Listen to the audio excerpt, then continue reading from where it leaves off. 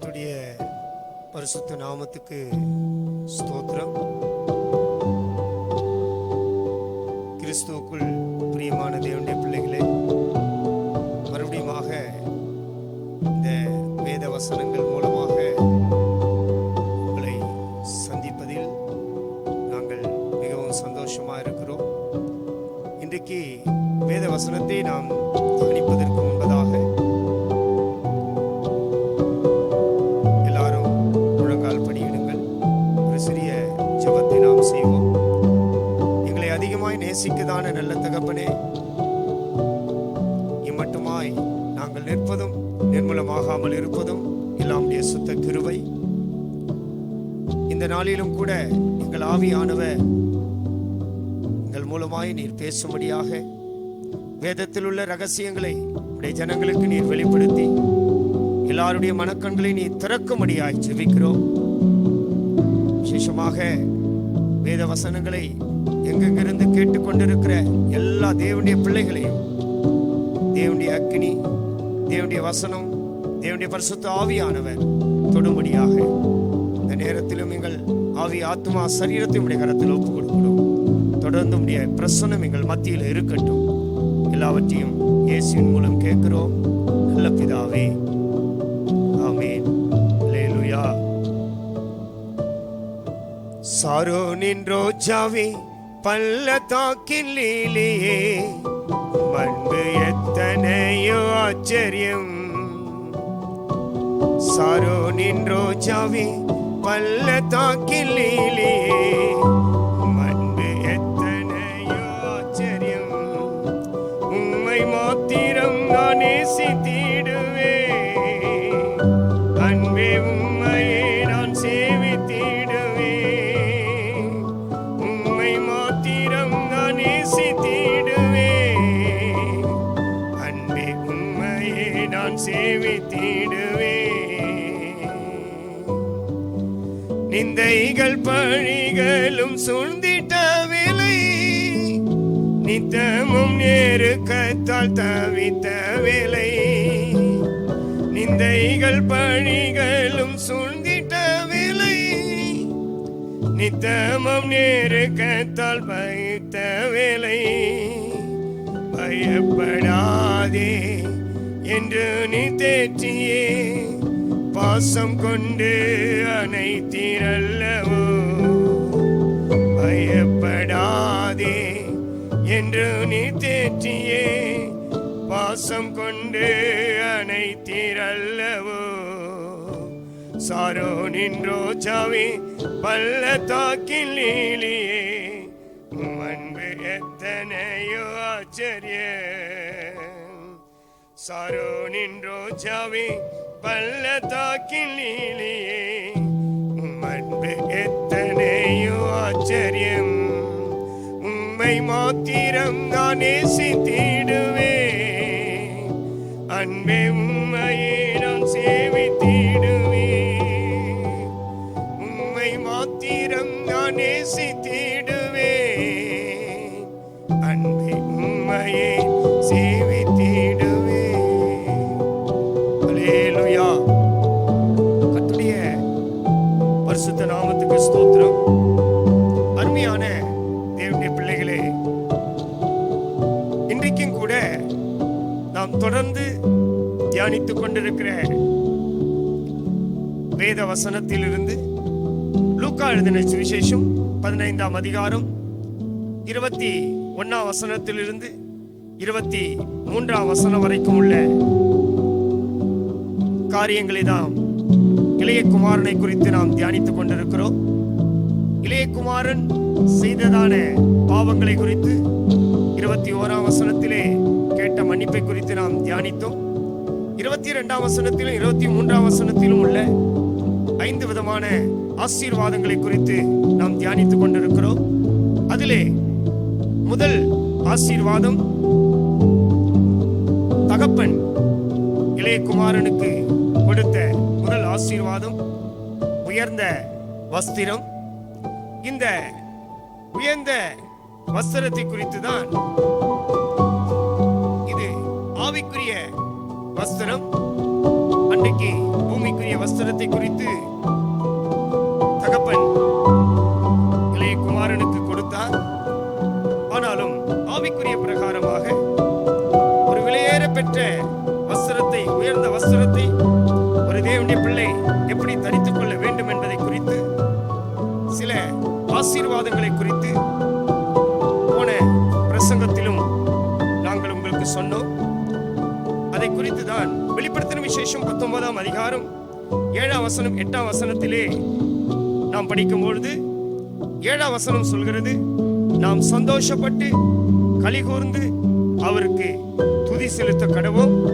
அவருடைய மனைவி, ஆட்டுக்குட்டியானவருடைய கல்யாணம் வந்தது, அவருடைய மனைவி தன்னை ஆயத்தம் பண்ணினாள் என்று சொல்ல கேட்டேன். சுத்தமும் பிரகாசமுமான மெல்லிய வஸ்திரம் தரித்துக் கொள்ளும்படி அவளுக்கு அளிக்கப்பட்டது. அந்த மெல்லிய வஸ்திரம் பரிசுத்தவான்களுடைய நீதிகளே. இந்த காரியத்தை குறித்து நாம் தியானித்துக் கொண்டே வருகிறோம். இதிலே சந்தோஷப்பட்டு கலிகூர்ந்து அவருக்கு துதி செலுத்த கடவோம் என்கிற 3 அனுபவங்களை குறித்து நாம் தியானித்தோம். கடந்த லாஸ்ட் பிரசங்கத்திலே ஆட்டுக்குட்டியானுடைய கல்யாணத்தை குறித்து நாம் தியானித்தோம். இன்றைக்கு நாம் தியானிக்க போகிற பகுதி 7ஆம் வசனத்திலே கடைசி வார்த்தை.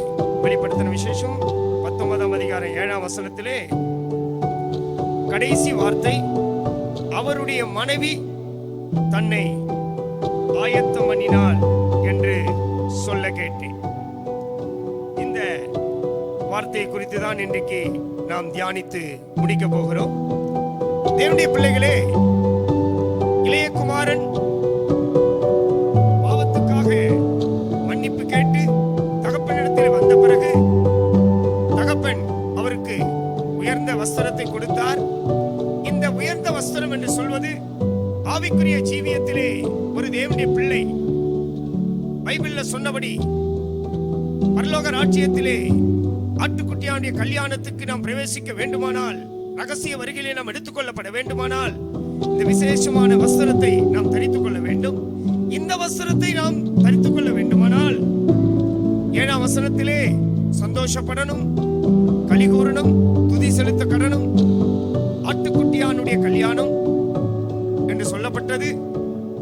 இன்றைக்கு நாம் தியானிக்க போகிறது, அவருடைய மனைவி தன்னை ஆயத்தம் பண்ணினாள்.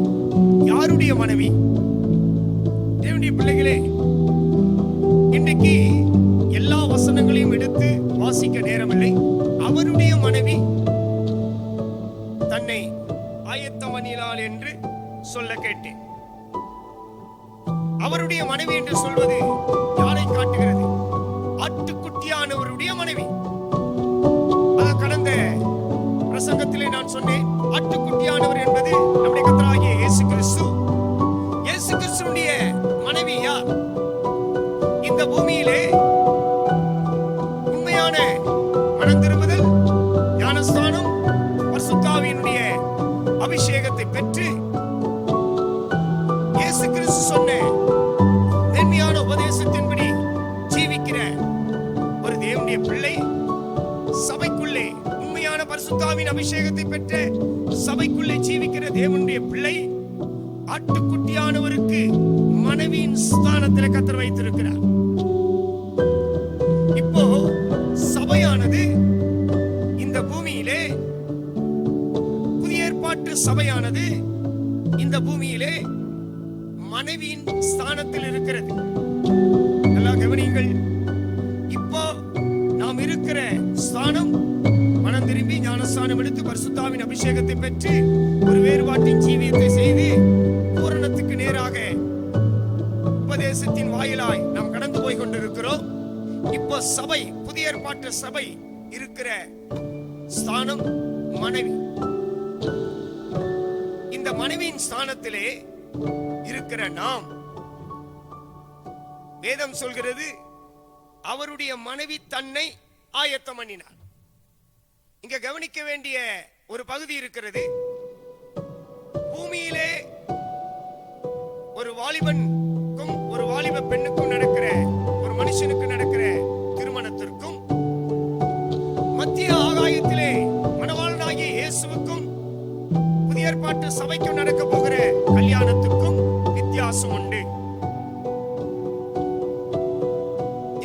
உலகத்துல நடக்கிற ஒரு மனுஷனுடைய கல்யாணம் ஆன பிற்பாடுதான் அந்த ஸ்திரீ அந்த புருஷனுக்கு மனைவியாய் மாறுகிறார். கல்யாணத்துக்கு முன்னாடி அவளுக்கு மணவாட்டி என்று பெயர். இது பூமிக்குரிய கல்யாணம். ஆவிக்குரிய கல்யாணத்திலே, மத்திய ஆகாயத்திலே இயேசுவுக்கும் நமக்கும் நடக்க போகிற கல்யாணத்திலே சபையானது இப்பொழுது மனைவியின் ஸ்தானத்தில் இருக்கிறது. எப்படி என்றால், தேவனுடைய பிள்ளைகளே, இதுதான் ஒரு பெரிய ரகசியம். ஏனென்றால் ரட்சிக்கப்பட்டு ஞானஸ்நானம் எடுத்து அபிஷேகம் பண்ணப்பட்ட தேவனுடைய பிள்ளை, ஒரு புதிய ஏற்பாட்டு சபை. இப்போது சபையானது, புதிய ஏற்பாட்டு சபை மனைவியின் ஸ்தானத்தில் இருக்கிறது. இந்த மனைவியின் ஸ்தானத்தில் இருக்கிற சபைக்குள்ளே ஒரு கூட்ட தேவ ஜனங்கள் ஜெயங்கொண்ட ஜீவியம் செய்து பூரணமாக்கப்பட்டு, சபைக்குள்ளிருந்து ஒரு கூட்ட ஜனம் எடுத்துக் கொள்ளப்படும். அதுதான் ஜெயங்கொண்ட ஆண் பிள்ளை. இதைதான் வெளிப்படுத்தின விசேஷம் 12ஆம் அதிகாரத்திலே முதல் வசனத்திலிருந்து 5ஆம் வசனம் வரைக்கும் வாசிக்கும் போது, அங்கே ஒரு ஸ்திரீ கர்ப்பவதியாகி கர்ப்ப வேதனை அடைந்து, பிரசவ வேதனை அடைந்து, பிள்ளை பெறும்படி வருத்தப்பட்டு அலறினாள். யார் அந்த ஸ்திரீ? அவள்தான் புதிய ஏற்பாட்டு சபை. அந்த சபை மனைவியின் ஸ்தானத்தில் இருக்கிறது. கல்யாணம், அதான் நான் சொன்னேன், உலகத்திலே நடக்கிற கல்யாணத்துக்கும் மத்திய ஆகாயத்தில் நடக்கிற கல்யாணத்துக்கும் வித்தியாசம் உண்டு. சபைதான் அந்த மனைவி. சபைக்குள் இருக்கிற ஒவ்வொரு தேவ பிள்ளைகளும், ஒரு மனைவியின் ஸ்தானத்தில் இருக்கிற ஒவ்வொரு தேவ பிள்ளைகளும் கர்ப்ப வேதனை அடைய வேண்டியதா இருக்கிறது. என்ன கர்ப்ப வேதனை? கிறிஸ்து நமக்குள் உருவாக வேண்டும். ஆகியனாலதான் 2 கொரிந்தியர் 11ஆம் அதிகாரம் 2ஆம் வசனத்திலும் 3ஆம் வசனத்திலும் நாம் வாசிக்கும் போது அங்கே சொல்லுகிறார், நான் உங்களை கற்புள்ள கன்னிகையாக கிறிஸ்து என்னும் ஒரே புருஷனுக்கு ஒப்பு கொடுக்க நியமித்தபடியினால் உங்களுக்காக தேவ வைராக்கியம் கொண்டிருக்கிறேன். அல்லேலூயா. நல்லா கவனிங்கள் இந்த வசனத்தை. நான் உங்களை கற்புள்ள கன்னிகையாக கிறிஸ்து என்னும் ஒரே புருஷனுக்கு நியமித்தபடியால். இதான் நான் சொன்னேன், உலகத்தில் நடக்கிற கல்யாணத்துக்கும் பரலோகத்தில் நடக்கிற நம்முடைய இயேசு நமக்கு நடக்கிற கல்யாணத்துக்கும் வித்தியாசம் உண்டு. சபையானது இப்பொழுது கிறிஸ்துதான் நம்முடைய புருஷன். இப்போ ஏசப்பா புருஷன் ஸ்தானத்தில் இருக்கிறார், நாம் மனைவியின் ஸ்தானத்தில் இருக்கிறோம்.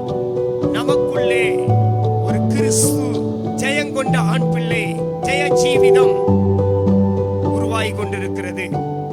அதற்காக தான் சபை மனைவியின் ஸ்தானம் என்று சொல்கிறேன். ஒரு நாள் வரும், சபையானது பூரணமாக்கப்பட்ட பிற்பாடு, ஒரு தேவனுடைய பிள்ளை பூரணமாக்கப்பட்ட பிற்பாடு. அதனால்தான் அந்த 2 கொரிந்தியர் 11 2ஆம் வசனத்திலே கிறிஸ்து என்னும் ஒரே புருஷனுக்காக கற்புள்ள கன்னிகையாக. எப்படிப்பட்ட கன்னிகையாக? கற்புள்ள கன்னிகையாக. கற்புள்ள கன்னிகை என்றால் இந்த பூமியிலே கல்யாணம் ஆகாத கிறிஸ்தவர்கள் தான் கற்புள்ள கன்னிகை. அப்படி அல்ல. நீங்கள் கல்யாணம் ஆனவர்களோ கல்யாணம் ஆகாதவர்களா இருந்தாலும், யாரா இருந்தாலும், ரட்சிக்கப்பட்டு ஞானஸ்நானம் எடுத்து பரிசுத்தாவின் அபிஷேகம் பட்ட பிற்பாடு ஏசப்பா உங்கள் மேலே ஒரு முத்திரையை போடுகிறார். அதனாலதான் எபேசியர் நிருபத்திலே மீட்கப்படும் நாளுக்கென்று முத்திரையாக பெற்ற பரிசுத்தாவி. ஒவ்வொரு தேவ பிள்ளைகளும், இந்த மகன், இந்த ஸ்திரீ, இந்த மகள் எனக்கு மட்டும்தான் சொந்தம், என்னுடைய மனைவி என்கிற ஒரு முத்திரையை அவர் போடுகிறார். அல்லேலூயா. இந்த மனைவி இப்பொழுது சபை மனைவியின் ஸ்தானத்தில் இருந்து கொண்டு கற்புள்ள கன்னிகையாய் ஜீவிக்க வேண்டும்.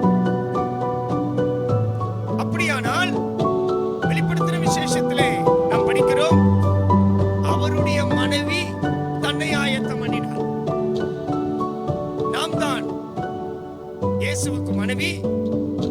அவருடைய வருகையிலே அவர் மணவாளனாய் வருவார், நம் மணவாட்டியாய் எடுத்துக் கொள்ளப்படுவோம். அல்லேலூயா. மணவாட்டி என்பது அலங்கரிக்கப்பட்டவள். இந்த அலங்கரிப்பு தான் சகலவிதமான சுபாவங்களினாலும், இயேசுவின் சுபாவங்களினாலும், கிறிஸ்துவினுடைய வஸ்திரத்தினாலும், மகிமையான வஸ்திரத்தினாலும் அலங்கரிக்கப்பட்டு அந்த மனைவி மணவாட்டியின் ஸ்தானத்திலே பூரணமாக்கப்பட்டு சம்பூர்ணம் பெற்ற பிற்பாடு, பூரணமாக்கப்பட்ட பிற்பாடு அந்த மனைவி மணவாட்டியாய் எடுத்துக் கொள்ளப்பட வேண்டும். இதற்குதான் வேதம் சொல்கிறது, வெளிப்படுத்தல் 19:7 அவருடைய மனைவி தன்னை ஆயத்தம் பண்ணினாள். தேவனுடைய சபையே, இன்றைக்கு நீங்கள் ரட்சிக்கப்பட்டு ஞானஸ்நானம் எடுத்து அபிஷேகத்தை நீங்கள் பெற்றிருக்கலாம். உங்களை நீங்கள் ஆயத்தம் பண்ணுகிறீர்களா? நீ ஆண்டவருக்கு இப்போ சபையிலே ஒரு மனைவியை போல இருக்கலாம். மனைவி என்ன செய்ய வேண்டும்? மனைவியினுடைய சுபாவம் என்ன? ஒரு கர்ப்ப வேதனை. என்ன கர்ப்ப வேதனை? உலகத்தில் இருக்கிற மனைவிக்கு ஒரு பிள்ளை வேண்டும் என்கிற கர்ப்ப வேதனை. ஆனால் ஆவிக்குரிய தேவனுடைய பிள்ளைகளுக்கு, நமக்கு கிறிஸ்து நம்முடைய புருஷன், நாம் தான் மனைவி. மனைவியின் ஸ்தானத்தில் இப்போது சபையை கர்த்தர் வைத்திருக்கிறார். நமக்கு ஒரு கர்ப்ப வேதனை. என்ன வேதனை? ஐயோ, இன்னும் கிறிஸ்துவின் சுபாவம் எனக்குள்ளே உருவாகவில்லையே, இன்னும் கிறிஸ்துவின் சாயல் எனக்குள்ளே உருவாகவில்லையே, இன்னும் நான் இயேசுவை போல மாறவில்லையே, என் மணவாளனை போல நான் மாறவில்லையே. மணவாளனாகிய இயேசு சீக்கிரமாய் வரப்போகிறார். மத்திய ஆகாயத்திலே எக்காலம் தொனிக்க போகிறது, ஆரவார சத்தம் தொனிக்க போகிறது. தேவனுடைய பிள்ளையே, உன்னை நீ ஆயத்தப்படுத்திக் கொள். அதை தான் அங்க சொல்கிறார், அவருடைய மனைவி தன்னை ஆயத்த பண்ணினாள். நீ அவருடைய மனைவியா இருந்தால், அவருடைய மனைவிக்கு என்ன இருக்க வேண்டும்? அநேக அம்சங்கள் இருக்கிறது. அதில் ஒரு அம்சத்தை மாத்திரம் சொல்லி நான் முடிக்கிறேன். தேவனுடைய பிள்ளைகளே, நீதிமொழிகளின் புஸ்தகம் 9ஆம் அதிகாரம் 1ஆம் வசனத்திலிருந்து 6ஆம் வசனம் வரைக்கும் நாம் படிக்கும் போது, இங்கே நாம் படிக்கிறோம். நீதிமொழிகளின் புஸ்தகம் 9ஆம் அதிகாரம் 1ஆம் வசனத்திலிருந்து 6ஆம் வசனம் வரைக்கும். ஞானம் தன் வீட்டை கட்டி தன் 7 தூண்களை சித்திரம் தீர்த்து தன் கொழுத்த ஜந்துக்களை அடித்து திராட்சரசத்தை வார்த்து வைத்து தன் போஜன பந்தியை ஆயத்தப்படுத்தி தன் பணிவிடைக்காரிகளை அனுப்பி பட்டணத்தின் உயர்ந்த மேடைகளின் மேல் நின்று கூப்பிட்டு புத்தீனனை நோக்கி, எவன் பேதையோ அவன் இவ்விடத்தில் வரக்கடவன். நீங்கள் வந்து என் அப்பத்தை புசித்து நான் வார்த்த திராட்சரசத்தை பானம் பண்ணுங்கள்.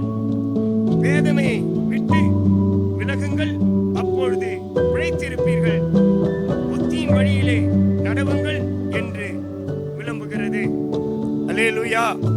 தேவனுடைய பிள்ளைகளே, இங்கே மனைவி தன்னை ஆயத்தம் பண்ணினாள் என்றால், நாம் தான் நம்மை ஆயத்தம் பண்ண வேண்டும். இன்னைக்கு எத்தனையோ தேவனுடைய பிள்ளைகள் மற்றவர்களை ஆயத்தம் பண்ணதான் விரும்புகிறார்கள். அதுதான் இந்த நீதிமொழிகளை நாம் படிக்கிறோம். ஞானம் தன் வீட்டை கட்டி, அடுத்த வார்த்தை சொல்கிறது, தன் 7 தூண்களை சித்திரம் தீர்த்து. 3வது சொல்கிறது 2ஆம் வசனத்திலே, தன் கொழுத்த ஜந்துக்களை அடித்து திராட்சரசத்தை வார்த்து வைத்து. மறுபடியும் சொல்கிறது, தன் போஜன பந்தியை ஆயத்தப்படுத்தி. மறுபடியும் 3ஆம் வசனத்தில் சொல்கிறது, தன் பணிவிடைக்காரிகளை அனுப்பி பட்டணத்தின் உயர்ந்த மேடைகள் மேல் நின்று கூப்பிட்டு. நீங்கள் நல்லா ஆராய்ந்து பாருங்கள் தேவனுடைய பிள்ளைகளே.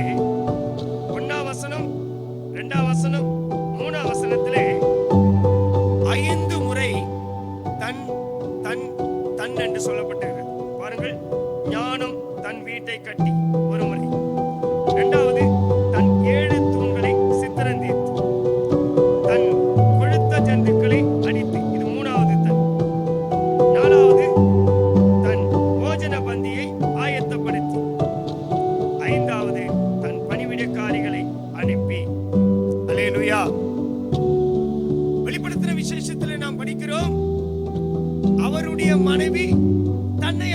பண்ணினாள். இன்றைக்கு மற்றவர்களை நீ ஆயத்தம் பண்ணுவதல்ல, ஒரு ஊழியர்களா இருந்தாலும், ஒரு விசுவாசிகளா இருந்தாலும், யாரா இருந்தாலும் உன்னுடைய ஜீவியத்தை நீ கட்ட வேண்டும். தேவனுடைய பிள்ளையே, தன் தன் தன் என்றுதான் இங்க சொல்லப்பட்டிருக்கிறது.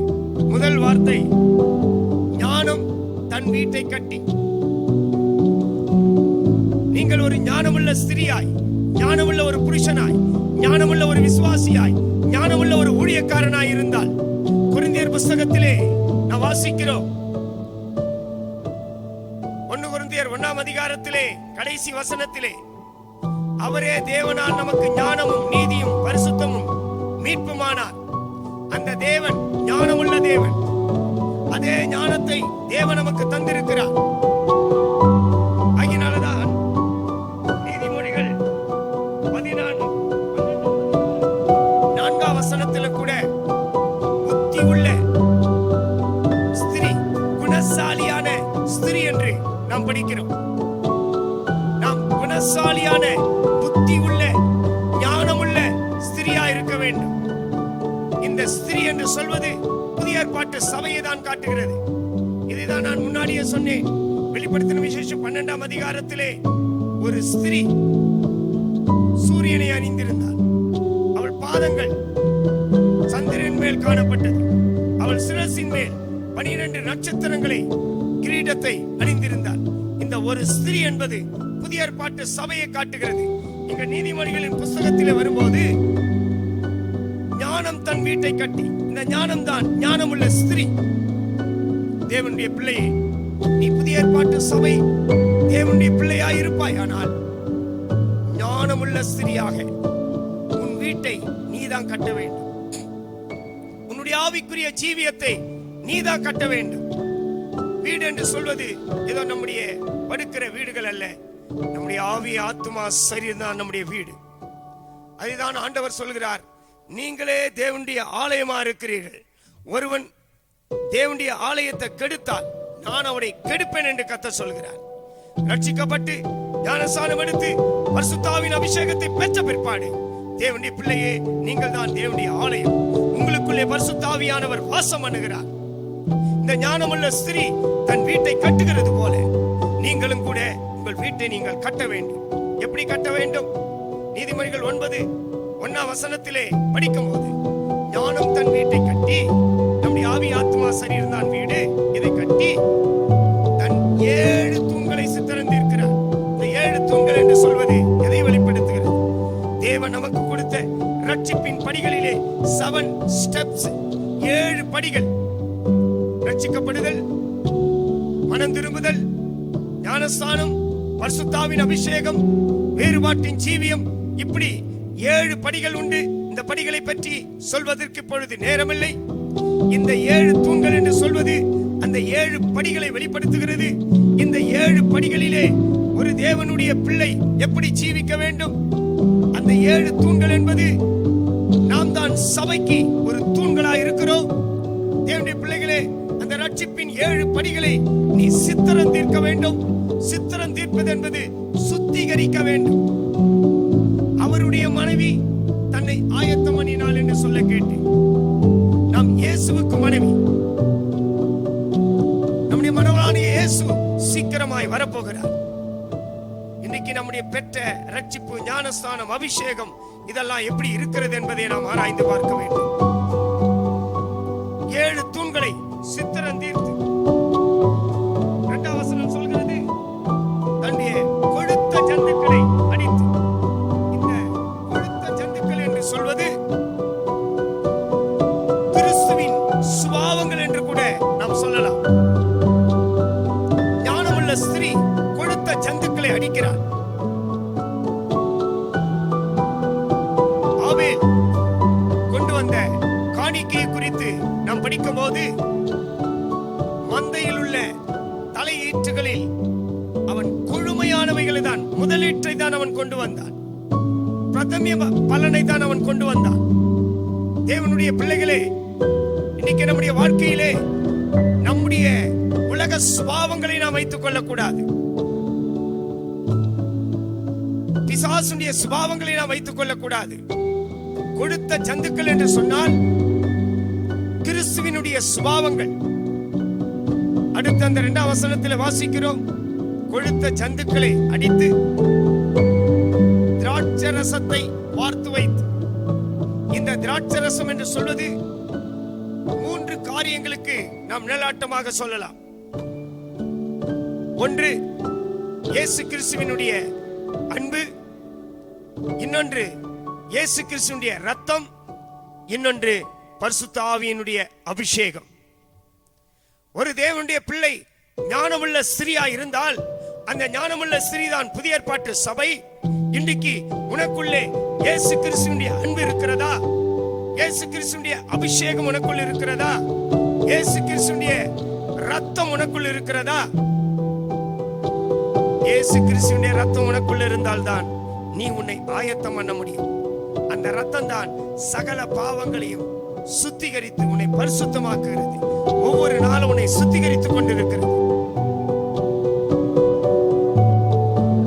இயேசு கிறிஸ்துவின் அபிஷேகம், பரிசுத்த ஆவியினுடைய அபிஷேகம் உனக்குள்ள இருக்க வேண்டும். அந்த அபிஷேகம் இருந்தால்தான் நீ ஒவ்வொரு நாளும் கட்டப்பட முடியும். சத்திய ஆவியானவர் உனக்குள்ளே வரும்போது அவர் சகல சத்தியத்துக்குள்ள உன்னை வழி நடத்துகிறார்.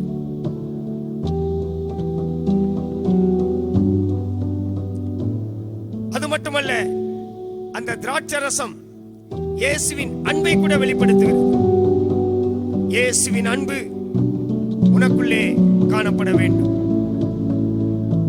உலக அன்பல்ல, மனுஷனுடைய அன்பல்ல, ஆண்டவருடைய அன்பு, விலையேற பெற்ற அன்பு. அந்த அன்பு மாயமாலமான அன்பு அல்ல, அது மாறாத அன்பு. இயேசுவின் அன்பை குறித்து நாம் படிக்கிறோம். அவருடைய அன்பின் அகலம், நீளம், உயரம், ஆழம் என்னதென்று அறிய முடியாது.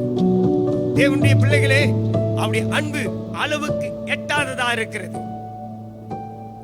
இந்த அன்பை குறித்து தான் ஆதியாகமத்திலே ரெபெக்காளை குறித்து நாம் படிக்கும் போது 24ஆம் அதிகாரம் 16ஆம் வசனத்திலே ரெபெக்காள், அவள் மகா ரூபவதி, புருஷனை அறியாதவள். அவள் துறவிலே இறங்கி தன் குடத்தை நிரப்பிக்கொண்டு மேலே ஏறி வந்தாள் என்று படிக்கிறோம். அந்த துறவு என்று சொல்வது இயேசு கிறிஸ்துவை வெளிப்படுத்துகிறது. அந்த ரெபெக்காள் என்று சொல்வது புதிய ஏற்பாட்டு சபையை வெளிப்படுத்துகிறது. அவள் வைத்திருந்த குடம் என்று சொல்வது அவளுடைய இருதயத்தை வெளிப்படுத்துகிறது.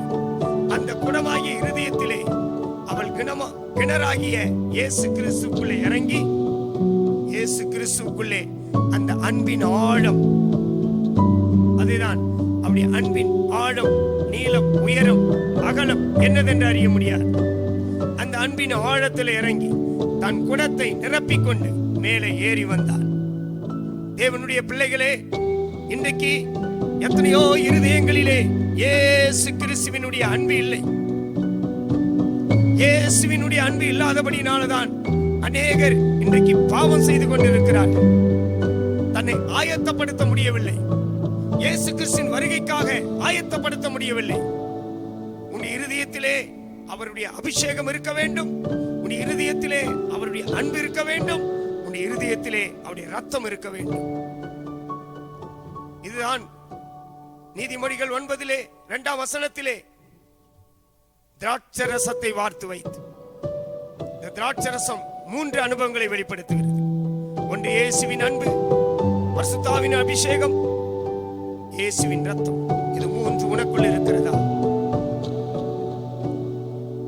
அடுத்து அந்த 2ஆம் வசனத்திலே போஜன பந்தியை ஆயத்தப்படுத்தி, போஜன பந்தி என்று சொல்வது தேவனுடைய பிள்ளைகளே தேவ சித்தத்தை செய்வதை வெளிப்படுத்துகிறது. தேவ சித்தத்தை குறித்து வெளிப்படுத்தின விசேஷம் 3ஆம் அதிகாரத்திலே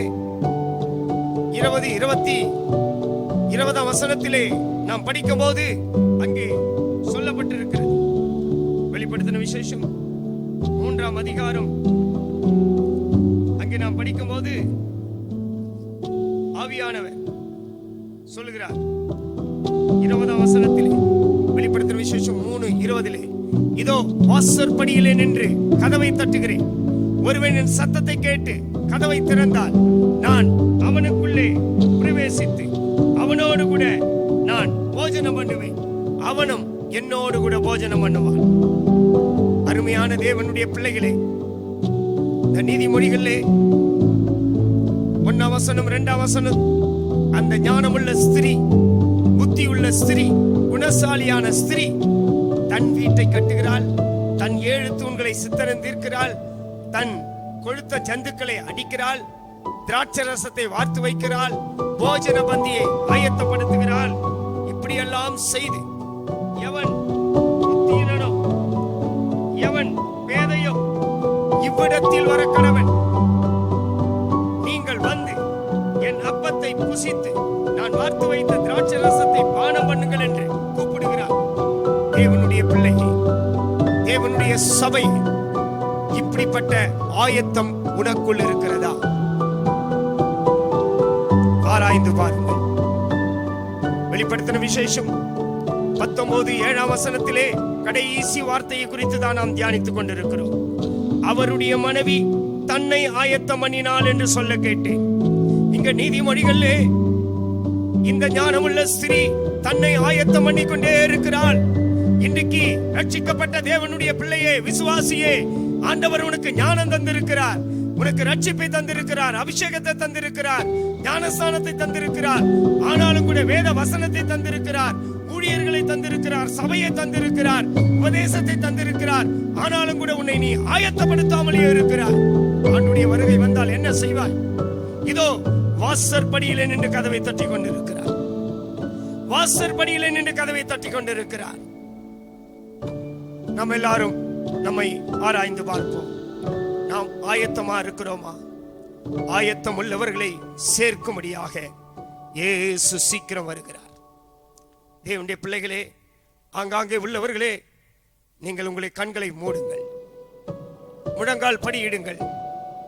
நீங்கள் ஒருவேளை ரட்சிக்கப்பட்டு 50 வருஷமாயிருக்கலாம், ரட்சிக்கப்பட்டு 40 வருஷமாயிருக்கலாம், ரட்சிக்கப்பட்டு 30 வருஷமாயிருக்கலாம், இந்த ஊழியத்தில் எத்தனையோ வருடங்கள் ஆயிருக்கலாம். நீங்கள் ஊழியர்களா இருந்தாலும் விசுவாசிகளா இருந்தாலும் அவருடைய மனைவி தன்னை ஆயத்தம் பண்ணினார் என்று சொல்ல கேட்டேன். ஒரு சத்தம் உண்டாயிற்று, பரலோகத்திலே ஒரு சத்தம் உண்டாயிற்று, பூமியிலிருந்து ஒரு சத்தம் உண்டாயிற்று. ஆமென். இயேசுவே, நீ சீக்கிரம் வாரும், மணவாளனே நீ சீக்கிரம் வாரும், நான் ஆயத்தமா இருக்கிறேன். எத்தனை தேவனுடைய பிள்ளைகள் ஆயத்தமா இருக்கிறீங்க? ஆண்டுடைய வருகைக்காக எத்தனை பேர் ஆயத்தமா இருக்கிறீங்க? 1 தெசலோனிக்கேயர் வாசிக்கிறோம். எக்கால சத்தம் துணிக்க போகிறது, கடைசி எக்கால சத்தம் துணிக்க போகிறது. ஆயத்தம் உள்ளவர்களை சேர்க்கும்படியாக இயேசு வருகிறார். நீங்கள் ஆயத்தமா இருக்கிறீங்களா? அவருடைய மனைவி தன்னை ஆயத்தம் பண்ணினாள். ஆயத்தம் இல்லாத காரியத்திலே, உன் வீட்டிலே, சபையிலே, எந்தெந்த காரியத்திலே நீங்கள் ஆயத்தம் இல்லாமல் இருக்கிறீர்களோ, இந்த ஞானமுள்ள ஸ்திரீ தன் வீட்டை கட்டி தன் 7 தூண்களை சித்திரம் தீர்த்து போஜன கொழுத்த ஜந்துக்களை அடித்து திராட்சை ரசத்தை வார்த்து வைத்து போஜன பந்தியை ஆயத்தப்படுத்தி புத்தியினனையும் பேதையும் நோக்கி இவ்விடத்தில் வந்து என் அப்பத்தை புசித்து நான் வார்த்து வைத்த திராட்சை ரசத்தை பானம் பண்ணுங்கள் என்று சொன்னது போல, தேவனுடைய பிள்ளையே, நீ அப்படிப்பட்ட ஒரு ஞானமுள்ள ஸ்திரீயாய் இந்த பூமியில் இருக்கிற எத்தனையோ தேவனுடைய பிள்ளைகள் இயேசுவை இன்னும் அறியவில்லை, இயேசுவை இன்னும் தெரிந்து கொள்ளவில்லை, இன்னும் சுவிசேஷத்தை அறியவில்லை.